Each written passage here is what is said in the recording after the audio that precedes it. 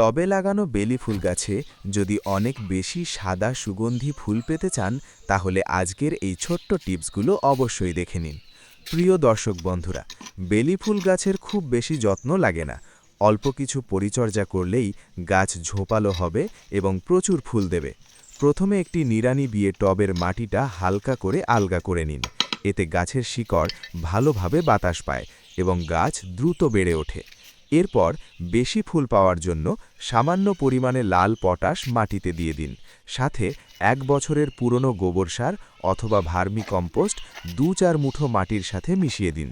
প্রতি 15 দিন অন্তর অন্তর খোল পচা জল দিলে গাছ খুব ভালোভাবে বাড়বে এবং বেশি ফুল দেবে। পোকামাকড়ের হাত থেকে রক্ষা করার জন্য নিম তেল অল্প জলের সাথে মিশিয়ে গাছে স্প্রে করে দিতে পারেন। সবশেষে গাছটিকে এমন জায়গায় রাখবেন যেখানে প্রতিদিন 6 থেকে 8 ঘন্টা রোদ পায়। তাহলে দেখবেন আপনার বেলি ফুল গাছ ঝোপালো হবে এবং অনেক বেশি ফুল দেবে। ভিডিওটি ভালো লাগলে লাইক, শেয়ার এবং ফলো করতে ভুলবেন না। ধন্যবাদ।